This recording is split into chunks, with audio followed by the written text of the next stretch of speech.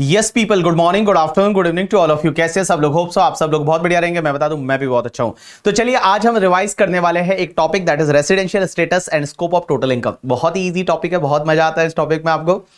तो चलिए चालू करते हैं, इस टॉपिक को रिवाइज करते हैं। सबसे पहली चीज यह है कि सर रेसिडेंशियल स्टेटस निकालना क्यों जरूरी है। एक बात बता दूं, रेसिडेंशियल स्टेटस एवरी ईयर निकाला जाता है। एवरी ईयर देखना पड़ता है कि किसी भी पर्सन का रेसिडेंशियल स्टेटस क्या है, क्योंकि अगर कोई पर्सन रेजिडेंट बन जाता है ना, तो उसके लिए पूरे वर्ल्ड की इनकम पे टैक्स लगता है। मींस इंडिया की income as well as foreign से जो इनकम कमाएगा उस पे भी टैक्स लगेगा अगर कोई पर्सन रेजिडेंट बन जाता है। लेकिन अगर कोई पर्सन नॉन रेजिडेंट होता है ना, तो उसके लिए सिर्फ इंडिया की इनकम है, उसी पे टैक्स लगता है। तो अपने को पता करना पड़ेगा कोई पर्सन रेजिडेंट है या नॉन रेजिडेंट है करंट प्रीवियस ईयर में। तो चलिए चालू करते हैं। सबसे पहले रेसिडेंशियल स्टेटस इंडिविजुअल का, कि सर इंडिविजुअल का रेसिडेंशियल स्टेटस कैसे देखेंगे। तो इंडिविजुअल का रेसिडेंशियल स्टेटस देखने के लिए बेटा दो बेसिक कंडीशन है, और ये दो बेसिक कंडीशन जो है ना, ये दो बेसिक कंडीशन में से अगर आपने एक भी बेसिक कंडीशन सेटिस्फाइड कर ली तो आप बन गए रेजिडेंट।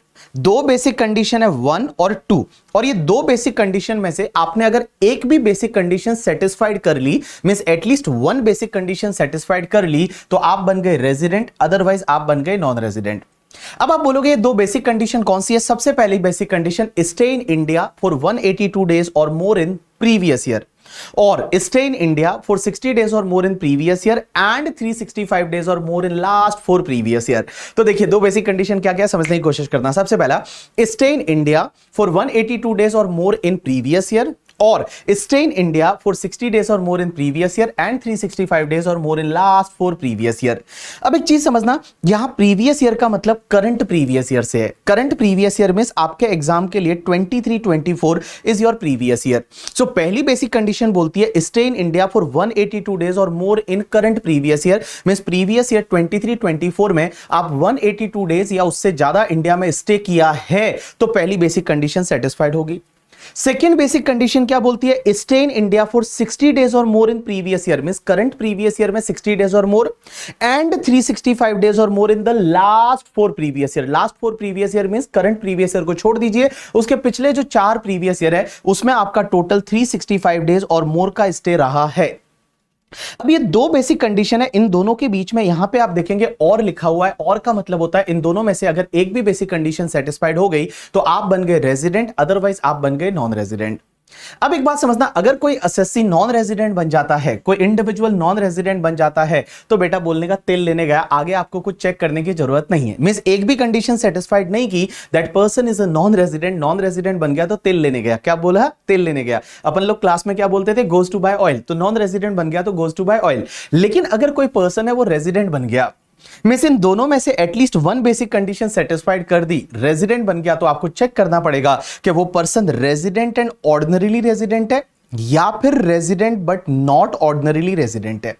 वो individual resident and ordinarily resident है या resident but not ordinarily resident है। तो उसके लिए दो एडिशनल कंडीशन है, 2 एडिशनल कंडीशन। और पहली एडिशनल कंडीशन है resident for 2 previous year or more in the last 10 previous year and stay in India for 730 days और more in last 7 previous year. तो 2 एडिशनल कंडीशन है। और एक बात समझना, अगर ये दोनों एडिशनल कंडीशन सेटिस्फाइड कर ली along with at least one basic condition, तो वो बंदा बन जाएगा resident and ordinarily resident, otherwise वो पर्सन बनेगा resident but not ordinarily resident. तो दो एडिशनल कंडीशन कौन सी है? पहली additional condition resident for the 2 previous year or more in the last 10 previous year and stay in India for 730 days और more in the last 7 previous year. तो ये दोनों एडिशनल कंडीशन के बीच में यहां पे एंड लिखा हुआ है, मींस बोथ एडिशनल कंडीशन वो सेटिस्फाइड करता है at least along with one basic condition, then that person will be treated as a resident and ordinarily resident, otherwise that person will be treated as resident but not ordinarily resident. अब एक और चीज समझना, जब भी आप नंबर ऑफ डेज कैलकुलेट करते हो ना, उसमें ध्यान रखना जिस दिन कोई भी इंडिविजुअल इंडिया में आता है और जिस दिन इंडिया छोड़ के जाता है, वो दोनों दिन इंडिया में माने जाएंगे। जैसे फ्लाइट लैंड किया वो आज के दिन किया तो आज भी इंडिया में माना जाएगा, कल वो पर्सन वापस फ्लाई करके गया इंडिया से तो कल का दिन भी इंडिया में माना जाएगा। तो जिस दिन वो इंडिया में आता है वो दिन भी इंडिया में माना जाएगा, और जिस दिन वो इंडिया से जाता है वो दिन भी इंडिया में माना जाएगा। अब एक चीज समझना, 3 ऐसे एक्सेप्शनल केसेस है जहां पे आपकी ये फर्स्ट बेसिक कंडीशन देखने की जरूरत नहीं है। There are 3 exceptional cases. ओ मैंने उल्टा बोला, समझना, देयर आर 3 एक्सेप्शनल केसेस, ऐसे 3 एक्सेप्शनल केसेस है जहां पे ये फर्स्ट बेसिक कंडीशन देखनी है बट सेकंड बेसिक कंडीशन देखने की जरूरत नहीं है। ये जो सेकंड बेसिक कंडीशन है, ये सेकंड बेसिक कंडीशन है वो देखने की जरूरत नहीं है। कितने केसेस में? 3 केसेस में। अब आप बोलोगे सर कौन कौन से ऐसे 3 केसेस है उस पे ये सेकंड बेसिक कंडीशन देखने की जरूरत नहीं है? तो देखिए सेकंड बेसिक कंडीशन पे मैंने पट्टी लगा दी, तो सेकंड बेसिक कंडीशन देखना ही नहीं है। देयर आर 3 केसेस, वहां पे ये सेकंड बेसिक कंडीशन देखना ही नहीं है, ओनली फर्स्ट बेसिक कंडीशन देखिए। फर्स्ट बेसिक कंडीशन सेटिस्फाइड हुआ तो रेजिडेंट, अदरवाइज सीधा नॉन रेजिडेंट। सर ये कौन कौन से केसेस है जहां पे ये सेकंड बेसिक कंडीशन जो है ना 60 डेज और more in previous year, 365 days और more in last 4 previous year, वो नहीं देखना। कौन कौन से केसेस में? सबसे पहला, अगर कोई इंडियन सिटीजन है और वो इंडियन सिटीजन इस साल में इंडिया छोड़ के बाहर जा रहा है, किसके लिए? एम्प्लॉयमेंट के लिए। तो कोई इंडियन सिटीजन है, इंडियन सिटीजन में भारत का नागरिक है, वो इस साल में इंडिया छोड़ के जा रहा है बाहर, किस लिए जा रहा है? एम्प्लॉयमेंट के लिए इंडिया के बाहर जा रहा है, तो सेकंड बेसिक कंडीशन देखने की जरूरत नहीं है। एम्प्लॉयमेंट का मतलब होता है कि बाहर या तो कोई जॉब करने जा रहा है या फिर कोई बिजनेस करने जा रहा है, कोई प्रोफेशन करने जा रहा है, तो वो तुम्हारे एम्प्लॉयमेंट की कैटेगरी में आता है। और एम्प्लॉयमेंट की कैटेगरी में आता है तो इंडिया के बाहर अगर इंडियन सिटीजन है वो इस साल इंडिया छोड़ के बाहर जा रहा है for an employment outside India, तो आपको सेकंड बेसिक कंडीशन नहीं देखना। दूसरा, अगर कोई इंडियन सिटीजन है, वो क्रू मेंबर है किसी इंडियन शिप का और इस साल इंडिया छोड़ के बाहर जा रहा है। Indian citizen is a crew member. Crew member का मतलब जो शिप के ऊपर जो लोग काम करते हैं उसको क्रू मेंबर बोलते हैं। तो crew member of the Indian ship और वो इंडिया छोड़ के इस साल में बाहर जा रहा है, तो उसके लिए भी ये सेकंड बेसिक कंडीशन देखने की जरूरत नहीं है। तीसरा पॉइंट, अगर कोई इंडियन सिटीजन है या पर्सन ऑफ इंडियन ओरिजिन है। पर्सन ऑफ इंडियन ओरिजिन का मतलब होता है ऐसा पर्सन जिसके पेरेंट्स या ग्रैंड पेरेंट्स में से किसी का जन्म अनडिवाइडेड इंडिया में हुआ था। अनडिवाइडेड इंडिया में बिफोर 1947 इंडिया, पाकिस्तान, बांग्लादेश तीनों मिलके अनडिवाइडेड इंडिया होता है। तो अगर कोई पर्सन, इंडिविजुअल ऐसा है जिसके पेरेंट्स में से किसी का या ग्रैंड पेरेंट्स में से किसी का जन्म अनडिवाइडेड इंडिया में हुआ था, तो उसको पर्सन ऑफ इंडियन ओरिजिन बोलेंगे। इस हिसाब से मैं बता दूं, पाकिस्तान में जितने लोग रहते हैं वो सब पर्सन ऑफ इंडियन ओरिजिन है। बांग्लादेश में जितने लोग रहते हैं वो पर्सन ऑफ इंडियन ओरिजिन है। आपने देखा होगा ऐसे बहुत सारे, इंग्लैंड में लोग रहते हैं, कनाडा में लोग रहते हैं, अमेरिका में लोग रहते हैं, वो इंडियन ओरिजिन है। इंडियन ओरिजिन का मतलब होता है कि उसके पेरेंट्स या ग्रैंड पेरेंट्स में से किसी का जन्म है वो अनडिवाइडेड इंडिया में हुआ था। तो देखिए, मैंने बोला कोई इंडियन सिटीजन है या पर्सन ऑफ इंडियन ओरिजिन है जो इंडिया के बाहर बिजनेस में, एम्प्लॉयमेंट में या प्रोफेशन में एंगेज्ड है, मींस इंडिया के बाहर काम करता है, वो इस साल में इंडिया आ रहे हैं विजिट करने के लिए, और उनकी जो टोटल इनकम है एक्सक्लूडिंग फॉरेन सोर्स का इनकम, मींस इंडिया से जो उनकी इनकम है वो अप टू 15 लाख है, मींस 15 लाख या उससे कम है, तो उस पर्टिकुलर केस में बेटा ये सेकंड बेसिक कंडीशन देखने की जरूरत नहीं है। तो मैं क्या बोल रहा हूं, 3 लोग ऐसे हैं, there are 3 exceptional cases where this second basic condition आपको देखने की जरूरत नहीं है। सेकंड बेसिक कंडीशन पे आपको काटा मारना है। कौन कौन से 3 केसेस? सबसे पहले, Indian citizen leave India during the previous year for an employment outside India. Indian citizen leave India during the previous year as a crew member of the Indian ship. Indian citizen or person of Indian origin comes in India for a visit and उनका जो India से income है वो India से income उनका 15 लाख या उससे कम है, 15 लाख से ज्यादा नहीं है। लेकिन सर एक बात बताइए, यहां थर्ड कंडीशन में आप बोल रहे हैं कि उसका इनकम इंडिया में 15 लाख से ज्यादा नहीं होना चाहिए। अगर 15 लाख से ज्यादा हो गया तो, if it is more than 15 lakh तो क्या होगा? एक बात बताऊं, मोर देन 15 लाख हुआ ना तो बेटा ये सेकंड कंडीशन आपको देखनी पड़ेगी। ये सेकेंड कंडीशन आपको देखनी पड़ेगी और यहां 60 डेज की जगह आपका रिप्लेस हो जाएगा 120 डेज से। 60 डेज की जगह आपका रिप्लेस हो जाएगा 120 डेज से। तो सेकेंड बेसिक कंडीशन बन जाएगी stay in India for 120 days और more in previous year and 365 days और more in last 4 previous year. And guys, अगर फर्स्ट बेसिक कंडीशन सेटिस्फाइड नहीं होती और ये सेकेंड बेसिक कंडीशन सेटिस्फाइड हो जाती है 120 डेज वाली, जब कोई इंडियन सिटीजन या पर्सन ऑफ इंडियन ओरिजिन जो इंडिया में आ रहे हैं, विजिट के लिए आ रहे हैं और उनका इंडियन इनकम 15 लाख से ज्यादा है और ये सेकेंड बेसिक कंडीशन अगर सेटिस्फाइड हो जाती है तो वो बंदा रेजिडेंट बन जाएगा। बट सीधा resident but not ordinarily resident बनाना है, वहां पे फिर आपको एडिशनल कंडीशन वगैरह चेक करने की जरूरत नहीं है। मैंने क्या बोला, वापस बोल रहा हूं कि देखिए, अगर कोई इंडियन सिटीजन या पर्सन ऑफ इंडियन ओरिजिन जो इंडिया के बाहर कोई जॉब करता है, बिजनेस करता है, प्रोफेशन करता है, वो इस साल इंडिया में विजिट के लिए आ रहा है और उसका टोटल इनकम अगर 15 लाख या उससे कम है तो उस पर्टिकुलर केस में सेकंड बेसिक कंडीशन देखना ही नहीं है।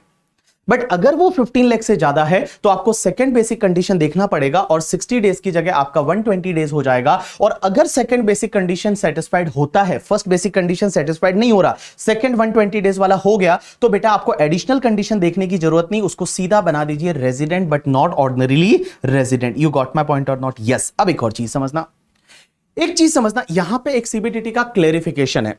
क्लेरिफिकेशन ये है कि अगर कोई भी इंडियन सिटीजन है और वो इंडियन सिटीजन किसी क्रू मेंबर है किसी शिप का, क्रू मेंबर का मतलब होता है कि जो शिप पे काम करते हैं उसको क्रू मेंबर बोलते हैं, और वो शिप इंडिया के बाहर जा रही है। अगर वो शिप इंडिया के बाहर जा रही है, बाहर जाने का मतलब originated from India and destination outside India, means India के बाहर जा रही है। जैसे मान लो इंडियन मुंबई पोर्ट से कोई शिप है, वो कनाडा जा रही है, यूएसए जा रही है, दैट इज इंडिया से बाहर जा रही है, जिसको अपन फॉरेन बाउंड शिप बोलते हैं। तो अगर कोई इंडियन सिटीजन है जो क्रू मेंबर है फॉरेन बाउंड शिप का, तो उसके केस में नंबर ऑफ डेज जब आप कैलकुलेट करते हो ना, तो उसके केस में एक चीज ध्यान रखना, जिस दिन वो शिप को ज्वाइन करता है, जिस दिन वो शिप को ज्वाइन करता है उस दिन वो एक डेट एंटर करता है in the continued discharge certificate. Means यहां पे जो नेवी वगैरह जो होते हैं, जो शिप वगैरह होती है, वो शिप में क्या होता है कि शिप को ज्वाइन करते टाइम एक सर्टिफिकेट होता है, उसमें आपको एक डेट एंटर करनी पड़ती है कि इस दिन आपने शिप को ज्वाइन किया। और जब वापस वो शिप इंडिया आ जाती है तो वो शिप को आप साइन ऑफ करते हो। साइन ऑफ करने का मतलब है उस शिप को छोड़ के आते हो। एक चीज ध्यान रखना, जिस दिन आपने डेट एंटर की थी उस वाले सर्टिफिकेट में और जिस दिन आपने साइन ऑफ किया, ये दोनों दिन एंड उसके बीच में जितने भी दिन है वो सब ये माना जाएगा कि आपका स्टे आउटसाइड इंडिया है। ये माना जाएगा कि ये आपका स्टे आउटसाइड इंडिया है। तो मैंने क्या बोला, समझने की कोशिश करना कि अगर कोई इंडियन सिटीजन है जो कि क्रू मेंबर है किसी भी शिप का, फॉरेन बाउंड शिप का, और उस पर्टिकुलर केस में वो क्या करता है कि जो कंटिन्यूड डिस्चार्ज सर्टिफिकेट है उसमें जो डेट एंटर करता है उस शिप को ज्वाइन करने की, और वापस जब वो शिप आती है तो उसको साइन ऑफ करने की जो डेट एंटर करता है, वो दोनों दिन और उसके बीच में जितने भी दिन है वो ये माना जाएगा कि ये स्टे आउटसाइड इंडिया है। क्या माना जाएगा? Stay outside India. अब एक चीज समझना, एक सेक्शन हुआ करती है सेक्शन 6(1)(a) करके, और 6(1)(a) is related to the deemed resident. Deemed resident का मतलब क्या होता है कि जो रेजिडेंट बन नहीं रहा है बट उसको अपन रेजिडेंट मान लेंगे। अब एक चीज समझना, मैंने आपको 6(1) में क्या बताया था कि अगर ये दो बेसिक कंडीशन है, इसमें से अगर एक भी कंडीशन सेटिस्फाइड हो गई तो आप रेजिडेंट बनोगे, और कंडीशन सेटिस्फाइड नहीं हो रही तो आप क्या बन जाओगे? Non resident. अब एक बात समझना, कोई इंडिविजुअल ऐसा है जो दोनों कंडीशन सेटिस्फाइड नहीं कर रहा, तो वो ऐसे तो क्या बन गया? नॉन रेजिडेंट बन गया। अब एक बात समझना, इन्होंने बोला कि अगर कोई भी इंडियन सिटीजन है, अगर कोई इंडियन सिटीजन है एंड हैविंग टोटल इनकम, उसकी जो इंडिया में इनकम हो रही है फॉरेन सोर्स की इनकम को छोड़ के, जो इंडिया में इनकम होती है वो 15 लाख से ज्यादा है, और वो वर्ल्ड में किसी और कंट्री में टैक्स पे करने के लिए लायबल नहीं है, वर्ल्ड में किसी और कंट्री में वो टैक्स पे करने के लिए लायबल नहीं है, he is not liable to pay tax in any country outside India due to his domicile or due to his like residency, means वो किसी और कंट्री में डोमिसाइल रेसिडेंस की वजह से टैक्स पे करने के लिए लायबल नहीं है, तो लॉ मेकर्स बोलते हैं उसको हम इंडिया का रेजिडेंट मान लेंगे, बट उसको resident but not ordinarily resident मानेंगे। वापस से बोल रहा हूं, देखिए, अगर कोई इंडियन सिटीजन है जो नॉर्मली इंडिया का 6(1) के हिसाब से रेजिडेंट नहीं बनता है, लेकिन वो इंडियन सिटीजन की इंडिया में जो टोटल इनकम है वो टोटल इनकम 15 लाख से ज्यादा है फॉरेन सोर्स के इनकम को छोड़ के, और बेटा वर्ल्ड में किसी और कंट्री में वो person liable to pay tax नहीं है ड्यू टू हिज रेसिडेंसी और डोमिसाइल की वजह से, तो उसको इंडिया का रेजिडेंट मान लेंगे, but resident but not ordinarily resident मानेंगे। आपको पता रहेगा क्लास में मैंने आपको एग्जांपल दिया था टेक्निकल गुरुजी का, और जो टेक्निकल गुरुजी है गौरव, आई थिंक राइट, तो टेक्निकल गुरुजी है वो दुबई में रहता है, बंदा दुबई में रहता है, बट वो सिटीजनशिप उसके पास अभी भी इंडिया की है। अब एक बात समझिए, वो ऐसे तो नॉन रेजिडेंट बन गया क्योंकि पूरे साल दुबई में रहा, अब वो नॉन रेजिडेंट बन गया बट वो इंडियन सिटीजन है। एक बात समझना, और उसकी मान लो इंडिया से इनकम हो रही है वो 15 लाख से ज्यादा है, इंडिया में उसका कोई बिजनेस वगैरह कुछ भी रहेगा, तो इंडिया से जो इनकम होती है वो अगर 15 लाख से ज्यादा है, एंड गाइस वो पर्सन कहीं पे भी लायबल टू पे टैक्स नहीं है ड्यू टू हिज रेसिडेंसी और डोमिसाइल, क्योंकि दुबई में टैक्स वगैरह लगता नहीं है, तो उस पर्टिकुलर केस में उसको हम इंडिया का डीम्ड रेजिडेंट मान लेंगे, बट वो resident but not ordinarily resident माना जाएगा। यू गॉट माय पॉइंट और नॉट? यस। अब एक चीज समझना, एचयूएफ का रेसिडेंशियल स्टेटस कैसे पता चलेगा? तो एचयूएफ का रेसिडेंशियल रेसिडेंशियल स्टेटस निकालने के लिए आपको देखना पड़ेगा कि वो एचयूएफ का कंट्रोल और मैनेजमेंट ऑफ इट्स अफेयर कहां से चल रहा है। मींस अफेयर कहां से चल रहा है नहीं, अफेयर्स का मतलब होता है कि उसका कंट्रोल मैनेजमेंट, उसके जो भी बिजनेस के जो अफेयर्स है वो कहां से कंट्रोल हो रहे हैं, मैनेज हो रहे हैं, वो कहां से हो रहे हैं। अगर वो पार्टली और फुल्ली इन इंडिया है तो एचयूएफ रेजिडेंट बन जाएगा, और अगर वो मान लो होली आउटसाइड इंडिया है तो वो एचयूएफ नॉन रेजिडेंट बन जाएगा। तो देखिए एचयूएफ के केस में आपको क्या देखना है कि उसका मैनेजमेंट कंट्रोल कहां से हो रहा है, मैनेजमेंट एंड कंट्रोल उसके जो अफेयर्स है उसका कहां से हो रहा है। अगर होली और पार्टली इन इंडिया है तो वो रेजिडेंट, और अगर होली आउटसाइड इंडिया है तो वो नॉन रेजिडेंट। अब एक और चीज समझना, अगर एचयूएफ रेजिडेंट बन गया तो आपको देखना पड़ेगा कि वो एचयूएफ आर एंड ओआर है या फिर आर बट एनओआर है। उसके लिए आपको देखना पड़ेगा क्या कर्ता जो उस एचयूएफ का है वो कर्ता दोनों एडिशनल कंडीशन 6 की सेटिस्फाइड कर रहा है नहीं। अगर कर्ता 6 की बोथ एडिशनल कंडीशन सेटिस्फाइड करता है तो वो एचयूएफ बन जाएगा आर एंड ओआर, अदरवाइज वो एचयूएफ बनेगा आर बट एनओआर। तो मैंने क्या बोला, देखो कंट्रोल एंड मैनेजमेंट है उसके अफेयर के कहां से, पार्टली और होली इन इंडिया है तो रेजिडेंट, अदरवाइज नॉन रेजिडेंट। और उसका karta both the additional condition of the 6 satisfied करता है तो वो एचयूएफ बन जाएगा resident and ordinarily resident, otherwise वो HUF resident but not ordinarily resident. अब एक और चीज समझना, partnership firm, AOP, BOI, local authority and artificial juridical person, उनका रेसिडेंशियल स्टेटस डिपेंड करेगा कंट्रोल एंड मैनेजमेंट पे। तो उसका control and management of affairs कहां से है, अगर वो होली और पार्टली इन इंडिया है तो रेजिडेंट, अदरवाइज सीधा नॉन रेजिडेंट। अब यहां पे वो नहीं देखना कि R and OR, R but NOR. एक बात बताऊं, ये R and OR and R but NOR है ना, ये सिर्फ इंडिविजुअल और एचयूएफ के केस में देखा जाता है, बाकी किसी भी पर्सन के केस में नहीं देखा जाता।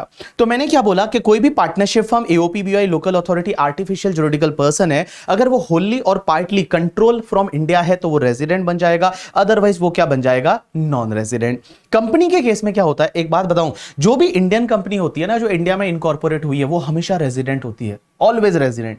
बीबी वर्चुअल्स प्राइवेट लिमिटेड, रिलायंस है, टाटा है, ये सब क्या है, ये इंडिया में रजिस्टर्ड हुई है, इंडियन कंपनी है, तो ये सब ऑलवेज रेजिडेंट है। लेकिन कोई भी फॉरेन कंपनी है ना, वो फॉरेन कंपनी रेजिडेंट तभी बनेगी अगर उस फॉरेन कंपनी का पोयम इंडिया में है। पोयम का मतलब होता है place of effective management and control. Place of effective management and control कहां पे है, place of effective management and control का मतलब होता है कि उसके डिसीजन कहां से लिए जा रहे हैं, जो क्रूशियल डिसीजन है वो कहां से लिए जा रहे हैं। तो फॉरेन कंपनी का क्रूशियल डिसीजन अगर इंडिया से लिए जा रहे हैं तो वो फॉरेन कंपनी इंडिया की रेजिडेंट बन जाएगी, अदरवाइज वो फॉरेन कंपनी इंडिया की नॉन रेजिडेंट बन जाएगी करके। ठीक है, चलिए अब आप बोलोगे ये पोयम डिसाइड कैसे होता है, वो अपन सब सीए फाइनल में पढ़ने वाले हैं। उसके बाद में एक सेक्शन आती है 5, that is scope of total income. एक बात बताऊं, इनकम दो तरह की होती है, एक होती है इंडियन इनकम और एक होती है फॉरेन इनकम। अब आप बोलोगे इंडियन इनकम किसको बोलते हैं, तो इंडियन इनकम का मतलब होता है ऐसी इनकम जो या तो इंडिया में अक्रूड हुई है या फिर इंडिया में रिसीव हुई है, या तो इंडिया में अक्रूड हुई है या इंडिया में रिसीव हुई है, उसको बोलेंगे इंडियन इनकम। और फॉरेन इनकम किसको बोलेंगे, कि जो अक्रूड भी आउटसाइड इंडिया हुई है और रिसीव्ड भी आउटसाइड इंडिया हुई है, उसको अपन बोलेंगे फॉरेन इनकम। तो इंडिया में या तो अक्रूड हुई है, अक्रू का मतलब जनरेट कहां पे हुई है। जैसे मैं सैलरी इनकम की बात करूंगा तो जॉब कहां पे कर रहे हो, अगर जॉब इंडिया में कर रहे हो तो अक्रू इंडिया में हो रही है। हाउस प्रॉपर्टी रेंटल की बात करूंगा तो हाउस प्रॉपर्टी लोकेटेड अगर इंडिया में है तो उसका रेंट है वो अक्रू इंडिया में हो रहा है। अगर बिजनेस एंड प्रोफेशन इंडिया में है तो इसका जो अक्रू हो रहा है इनकम वो इंडिया से हो रहा है। कैपिटल असेट अगर इंडिया में लोकेटेड है तो कैपिटल असेट को बेचने से जो प्रॉफिट होगा, कैपिटल असेट अगर इंडिया में है तो उसका income capital gain accrue India में हो रहा है। अगर आपकी अदर सोर्सेज की इनकम है, जैसे मान लो इंडियन कंपनी से डिविडेंड मिला, या मान लो इंडियन बैंक है, इंडिया में जो बैंक है उससे इंटरेस्ट मिला, तो वो अक्रू कहां हो रहा है, इंडिया में हो रहा है। तो दैट इज कॉल्ड अक्रू। और जनरेटेड या उसका सोर्स कहां पे है, अगर मान लो सोर्स इंडिया से है तो वो इंडियन इनकम है, या फिर मान लो सोर्स इंडिया से नहीं है लेकिन वो रिसीव्ड इंडिया में हुई है, मतलब पहली बार वो पैसा मिला कहां पे है। अगर वो पैसा मिला कहां पे है तो वो रिसीव्ड अगर इंडिया में है तो वो इंडियन इनकम है। एक बात समझना, मैं गया यहां से दुबई इंस्टीट्यूट के लिए लेक्चर लेने के लिए, दुबई में मैंने लेक्चर लिया, उसके बाद मैं मुंबई आया और मुंबई में मुझे पैसा मिला। देखो ये जो इनकम हुई वो अक्रू तो दुबई में हुई थी, because I have perform my service in the Dubai, but मुझे पैसा अगर मुंबई में मिला तो रिसीव्ड इन इंडिया हुई, और रिसीव्ड इन इंडिया हुई तो ये इंडियन इनकम हो जाएगी। तो इंडियन इनकम किसको बोलते हैं, या तो जो अक्रू और अराइज इन इंडिया हुई है या फिर जो रिसीव्ड इन इंडिया हुई है। इन दोनों में से एक भी चीज अगर इंडिया में हुई तो वो तुम्हारी इंडियन इनकम हो जाएगी। और फॉरेन इनकम किसको बोलेंगे, जो इंडिया के बाहर अक्रू हुई है और बाहर ही रिसीव हुई है, बाहर ही अक्रू हुई है एंड बाहर ही रिसीव हुई है, उसको अपन फॉरेन इनकम बोलेंगे। अब एक चीज समझना, कौन से पर्सन के लिए कौन सी इनकम टैक्सेबल होती है। तो एक चीज ध्यान रखना, सबसे पहली चीज, अगर कोई person resident and ordinarily resident होता है, resident but not ordinarily resident होता है, या नॉन रेजिडेंट होता है, इंडियन इनकम जो होती है ना वो सबके लिए टैक्सेबल है। मींस इंडियन इनकम है वो सबके लिए टैक्सेबल है, आर एंड ओ आर के लिए भी टैक्सेबल है, आर बट एनओआर के लिए भी टैक्सेबल है, एंड एनआर के लिए भी टैक्सेबल है। इंडियन इनकम सबके लिए टैक्सेबल है। लेकिन जो फॉरेन इनकम होती है, फॉरेन इनकम में अगर फॉरेन इनकम है बट वो बिजनेस कंट्रोल फ्रॉम इंडिया है, या फॉरेन प्रोफेशन वो सेटअप इन इंडिया है। देखो, फॉरेन इनकम है मींस फॉरेन में बिजनेस है या फॉरेन में प्रोफेशन है, अक्रूड भी बाहर से हो रही है, रिसीव्ड भी बाहर से हो रही है, बट अगर वो बिजनेस कंट्रोल इंडिया से है, या वो फॉरेन का कोई प्रोफेशन ऐसा है जो पहले सेटअप इंडिया में हुआ था, वो फॉरेन का प्रोफेशन है, तो उस पर्टिकुलर केस में ऐसी जो फॉरेन इनकम है ना, जो बिजनेस कंट्रोल इंडिया से हो रहा है, प्रोफेशन वो सेटअप इन इंडिया बट अभी इंडिया के बाहर है, तो वो income R and O R के लिए टैक्सेबल होगी, आर बट एनओआर के लिए टैक्सेबल होगी, और एनआर के लिए टैक्सेबल नहीं होगी। अब एक और चीज समझना, कोई दूसरी फॉरेन इनकम है ना, तो दूसरी फॉरेन इनकम जो है वो सिर्फ आर एंड ओ आर के लिए टैक्सेबल होती है, आर बट एनओआर के लिए टैक्सेबल नहीं होती, और एनआर के लिए भी टैक्सेबल नहीं होती। तो मैंने क्या बोला, देखो इंडियन इनकम तीनों के लिए टैक्सेबल हो जाएगी, foreign income but business control from India, profession was setup in India, वो आर एंड ओ आर के लिए टैक्सेबल है, आर बट एनओआर के लिए टैक्सेबल है, एनआर के लिए नहीं है। And guys, other foreign income है वो आर एंड ओ आर के लिए टैक्सेबल है, आर बट एनओआर एनआर के लिए टैक्सेबल नहीं है। इसको आप ऐसे समझ सकते हो, अब आपको समझ में आएगा। एक चीज ध्यान रखो, देखो आर एंड ओ आर ऐसा है जिसके लिए पूरे वर्ल्ड की इनकम टैक्सेबल है। देखो ना, आर एंड ओ आर के लिए पूरे वर्ल्ड की इनकम टैक्सेबल है, इंडियन इनकम भी टैक्सेबल और फॉरेन इनकम भी टैक्सेबल। आर बट एनओआर के लिए इंडियन इनकम टैक्सेबल है और फॉरेन की इनकम वही वाली टैक्सेबल है जो बिजनेस कंट्रोल फ्रॉम इंडिया है या प्रोफेशन वो setup in India.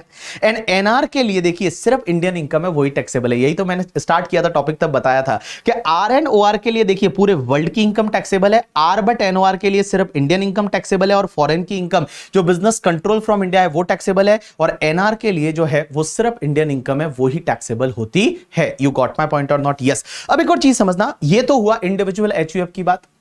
Other SSC के केस में क्या होगा, तो अदर एसएससी के केस में आप रेजिडेंट बनते हो तो पूरे वर्ल्ड की इनकम टैक्सेबल है, नॉन रेजिडेंट हो तो सिर्फ इंडिया की इनकम है वही आपके लिए टैक्सेबल होती है। अब एक और चीज समझना, इनकम का मतलब होता है आपका जो इनकम का मतलब इन कैश भी हो सकता है, इन काइंड भी हो सकता है। एक और चीज समझना, बहुत बार ऐसा होता है कि इंडिया के बाहर आपने इनकम कमा ली और उसके बाद उस पैसे को आप रेमिट करते हो इंडिया में, तो इंडिया में रेमिटेंस का मतलब क्या ये रिसीव्ड इन इंडिया है? Answer is no, remittance is not called received in India, ये टैक्सेबल नहीं होगा। जैसे मान लो दुबई में कोई रिलेटिव है, वो वहां पे काम करता है, वहीं पे पैसा उसको अर्न करता है, वहीं पैसा मिलता है, उसके बाद वो अपनी वाइफ को इंडिया में पैसा भेजता है, तो उस पर्टिकुलर केस में ये रिसीव्ड इन इंडिया नहीं है, ये रेमिटेंस है, और रेमिटेंस है वो टैक्सेबल नहीं होगा। एज वेल एज बहुत बार एग्जामिनर आपको ऐसा देगा कि पुराना कोई अनटैक्स प्रॉफिट है जो पहले का है 10 साल पहले का, वो अब आप इंडिया में लेके आए, तो क्या अभी इंडिया में टैक्सेबल करना है? Answer is no. उस पे टैक्स उस ईयर में लगना चाहिए था जिस ईयर का वो इनकम था, अब उस ईयर में क्यों नहीं लगा? हो सकता है उस ईयर में कोई ऐसा लॉ रहे जिसके हिसाब से टैक्स नहीं लगता हो, तो अभी आपको उसको टैक्सेबल करने की जरूरत नहीं है।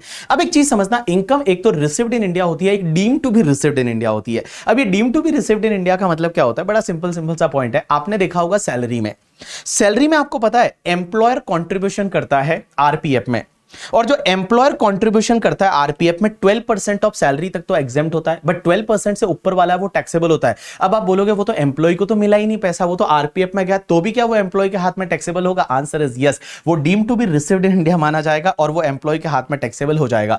As well as the RPF पे जो इंटरेस्ट क्रेडिट होता है वो 9.5% तक पर एनम का एग्जेम्प्ट है, और 9.5% से ऊपर वाला रहेगा वो टैक्सेबल होगा, ये deemed to be received in hands of employee माना जाएगा। एज वेल एज एम्प्लॉयर आपको पता रहेगा जो न्यू पेंशन स्कीम 80CCD वाला है उसमें अगर एम्प्लॉयर कंट्रीब्यूट करता है, न्यू पेंशन स्कीम जो 80CCD वाला है उसमें अगर एम्प्लॉयर कंट्रीब्यूशन करता है, तो वो कंट्रीब्यूशन वाला पैसा मिला नहीं है एम्प्लॉय को, बट तो भी ये माना जाएगा it is received by employee and employee के हाथ में टैक्सेबल हो जाएगा। एज वेल एज अगर आपका यूआरपीएफ का पैसा आरपीएफ में ट्रांसफर करते हो, यूआरपीएफ का पुराना बैलेंस था वो अगर आरपीएफ में ट्रांसफर करते हो तो उस टाइम पे वो टैक्सेबल होता है, वो एम्प्लॉय को रिसीव नहीं हुआ, बट तो भी ये माना जाएगा कि वो deemed to be received by employee. अब एक और चीज समझना, कुछ इनकम ऐसी होती है जो डीम्ड टू बी अक्रूड और अराइज इन इंडिया मानी जाती है। ऐसा देखने पे लगेगा ये तो इंडिया में अक्रू अराइज नहीं हुई, बट तो भी वो डीम्ड टू बी अक्रूड और अराइज इन इंडिया मानी जाएगी। कौन कौन सी? सबसे पहला, थ्रू और from any business connection in India. अगर मान लो नॉन रेजिडेंट का इंडिया में कोई बिजनेस कनेक्शन है और बिजनेस कनेक्शन की वजह से अगर कोई इनकम होती है तो वो उसके लिए डीम्ड टू बी अक्रूड और अराइज इन इंडिया माना जाएगी। अब आप बोलोगे ये बिजनेस कनेक्शन क्या होता है? मैं बता दूं, लास्ट ईयर तक बिजनेस कनेक्शन को इंटरमीडिएट में डिफाइन किया हुआ था, बट अभी उसको हटा दिया है। अभी आपके सिलेबस में, न्यू सिलेबस में बिजनेस कनेक्शन का जो डेफिनेशन है वो हटा दिया है। बट बिजनेस कनेक्शन होता क्या था कि अगर कोई फॉरेनर है, वो क्या करता है, इंडिया में किसी एजेंट को अपॉइंट करता है, और एजेंट क्या करता है, उस नॉन रेजिडेंट के बिहाफ पे इंडिया में अगर कोई ऑर्डर सिक्योर करता है, या उसके बिहाफ पे कोई कॉन्ट्रैक्ट कंक्लूड करता है, या उसका स्टॉक रखता है और उसके कहने अनुसार उस स्टॉक की डिलीवरी करता है इंडिया में, तो वो बिजनेस कनेक्शन बन जाता था, और नॉन रेजिडेंट का उस बिजनेस कनेक्शन की वजह से कोई इनकम होता था, तो वो डीम टू बी अक्रूड और अराइज इन इंडिया माना जाता था। बट आपको सिर्फ इतना याद रखना है कि नॉन रेजिडेंट का अगर इंडिया में बिजनेस कनेक्शन है, बिजनेस कनेक्शन की वजह से कोई इनकम होता है, तो वो डीम टू बी अक्रूड और अराइज इन इंडिया माना जाएगा। या फिर अगर कोई प्रॉपर्टी इंडिया में है, या फिर इंडिया में कोई एसेट है, या इंडिया में कोई सोर्स है, या इंडिया में कोई कैपिटल एसेट सिचुएटेड थी और उसको ट्रांसफर कर देते हैं, तो उससे जो इनकम होगा वो डीम टू बी अक्रूड और अराइज इन इंडिया माना जाएगा। जैसे फॉर एन एग्जांपल मान लो डेविड वार्नर है, वो फॉरेन का बंदा है, बट इंडिया में उसका एक प्रॉपर्टी है, एक हाउस प्रॉपर्टी है, ठीक है, और हाउस प्रॉपर्टी का रेंट आ रहा है, या उसने घर बेच दिया, कैपिटल गेन है, तो ये डीम टू बी अक्रूड और अराइज इन इंडिया माना जाएगा। इंडिया में उस पर टैक्स लगेगा। लेकिन एक चीज समझना, 4 इनकम ऐसी है जो ये माना जाएगा कि ये बिजनेस कनेक्शन नहीं है इंडिया में।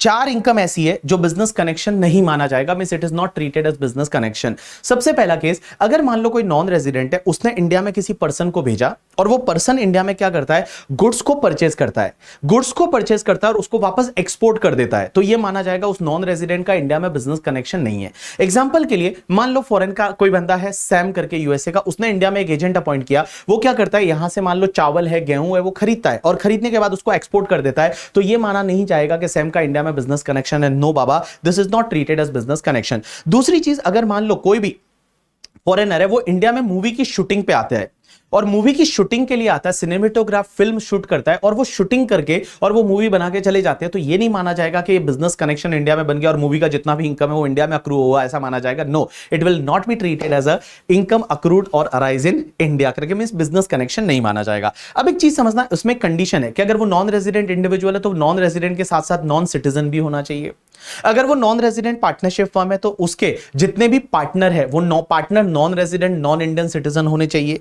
अगर वो कंपनी है, तो कंपनी के जितने भी शेयर होल्डर है, वो share holder non Indian citizen, non resident and non Indian citizen होने चाहिए। अगर ये सब कंडीशन सेटिस्फाइड होती है, तो उस पर्टिकुलर केस में मूवी शूटिंग का मतलब इंडिया में बिजनेस कनेक्शन नहीं बनेगा।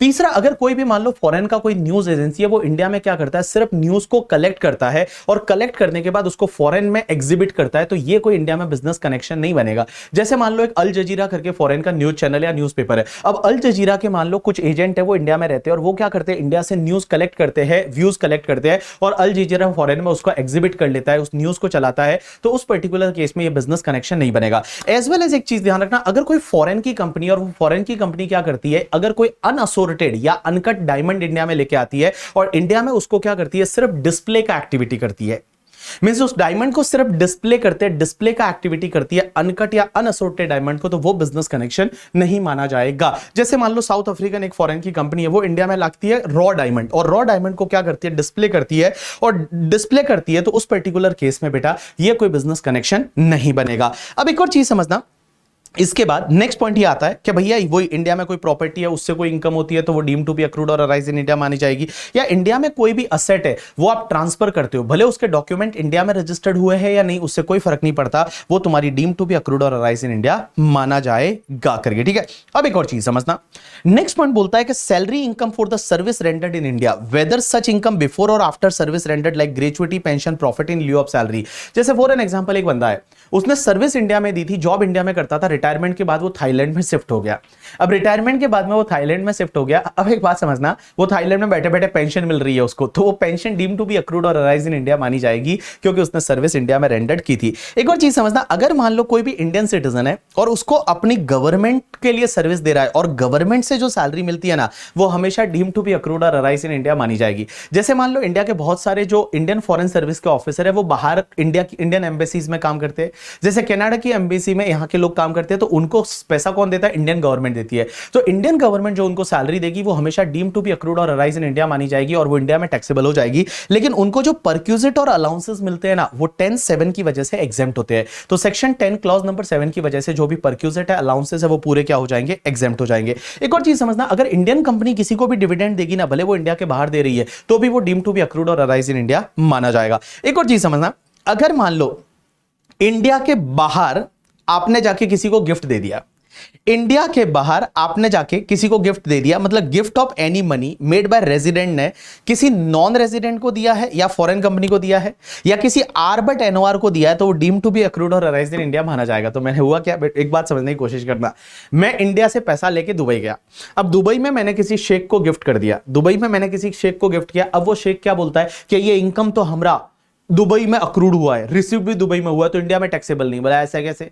तो अगर मान लो कोई रेजिडेंट पर्सन है, उसने इंडिया के बाहर जाके किसी नॉन रेजिडेंट फॉरेन कंपनी को या किसी आर बट एनओआर को गिफ्ट दिया पैसा, तो वो भी उस पर्सन रिसीवर के लिए डीम टू बी अक्रूड और अराइज्ड इन इंडिया माना जाएगा, और सेक्शन 56(2)(10) की वजह से वो आईएफओएस में टैक्सेबल हो जाएगा करके। अब एक और चीज समझना, नेक्स्ट पॉइंट आता है, ये बड़ा इंटरेस्टिंग है करके, ठीक है। ये नेक्स्ट पॉइंट आता है and this is the last point and this is very interesting point, इस पे आप ध्यान देने की कोशिश करना।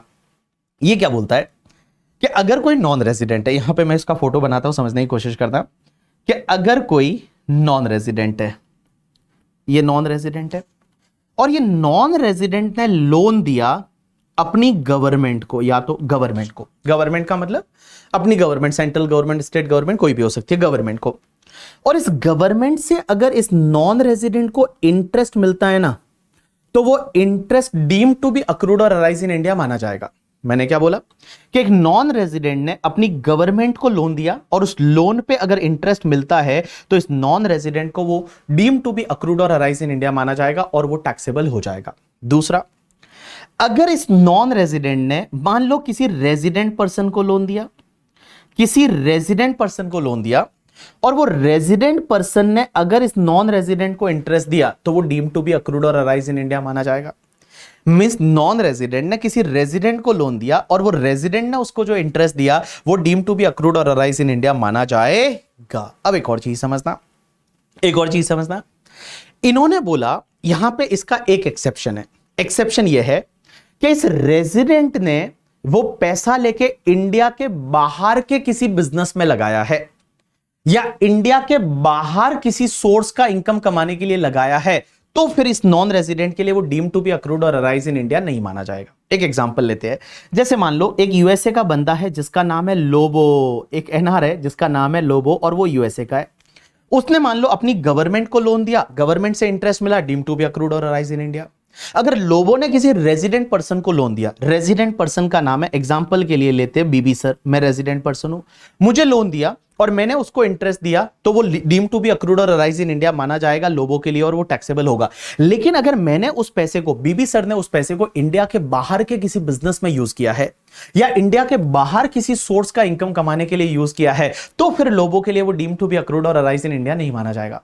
जैसे मान लो मैंने क्या किया, मैंने सोचा कि मैं जाके और मान लो नेपाल में बिजनेस करूंगा, तो मैंने पैसा लोबो से लिया जो नॉन रेजिडेंट है, मैं रेजिडेंट हूं, मैंने लोबो से पैसा लिया और मैंने उसको नेपाल के बिजनेस में यूज कर दिया, तो मैं जो इंटरेस्ट पे कर रहा हूं लोबो को, वो लोबो के लिए फिर डीम टू बी अक्रूड और अराइज इन इंडिया नहीं माना जाएगा। अब एक और चीज समझना, अगर ये लोबो ने लोन दिया वो किसी नॉन रेजिडेंट को दिया, मतलब एक नॉन रेजिडेंट दूसरे नॉन रेजिडेंट को लोन दे रहा है एंड इस नॉन रेजिडेंट ने उस पैसे को इंडिया के किसी बिजनेस या प्रोफेशन में लगा दिया, उस नॉन रेजिडेंट ने वो पैसा इंडिया के किसी बिजनेस एंड प्रोफेशन में लगाया, तो जो भी इंटरेस्ट मिलेगा उस नॉन रेजिडेंट को, इसको वो डीम टू बी अक्रूड और अराइज इन इंडिया माना जाएगा। तो जैसे मान लो लोबो है, लोबो ने क्या किया, एक कोई होबो करके है जो कनाडा का है, अब लोबो ने होबो को लोन दिया, मींस यूएसए का बंदा कनाडा के बंदे को लोन दे रहा है, बट वो कनाडा का जो बंदा है होबो, उसने वो पैसा इंडिया के किसी बिजनेस या प्रोफेशन में लगा दिया, तो जो भी इंटरेस्ट मिलेगा वो डीम टू बी अक्रूड और अराइज इन इंडिया माना जाएगा।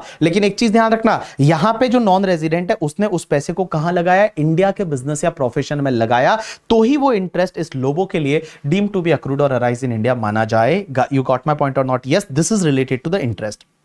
एक और चीज बता दो, यहां सिर्फ तभी डीम टू बी अक्रूड और अराइज इन इंडिया माना जाएगा जब ये होबो जो है कनाडा का, वो उसको इंडिया के बिजनेस या प्रोफेशन में लगाता है।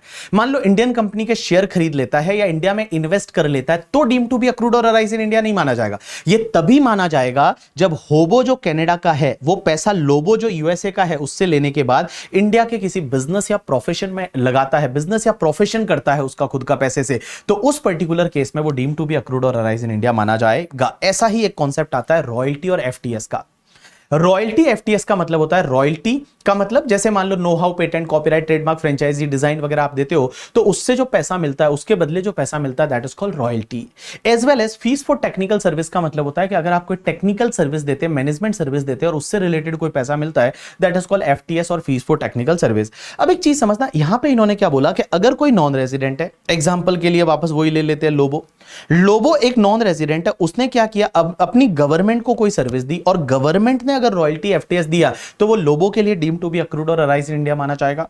या फिर मान लो लोबो ने किसी रेजिडेंट पर्सन को, बीबी सर को कोई ऐसी सर्विस दी और जो कि जिसके लिए रॉयल्टी एफटीएस का पैसा मिला, तो वो भी डीम टू बी अक्रूड और अराइज इन इंडिया माना जाएगा। लेकिन बीबी सर ने उस सर्विस को इंडिया के बाहर के किसी बिजनेस में या इंडिया के बाहर के किसी इनकम अर्न करने में लगाया, तो वो डीम टू बी अक्रूड और अराइज इन इंडिया नहीं माना जाएगा। अब एक चीज समझना, लोबो ने वो सर्विस होबो को दी, और होबो का है नॉन रेजिडेंट है, होबो कहां का है, कनाडा का। अगर होबो को दी तो उस पर्टिकुलर केस में वो डीम टू बी अक्रूड और अराइज इन इंडिया तभी माना जाएगा जब ये होबो ने क्या किया, वो वाला सर्विस है वो इंडिया के किसी बिजनेस या प्रोफेशन में लगाया या इंडिया में किसी सोर्स का इनकम कमाने के लिए लगाया।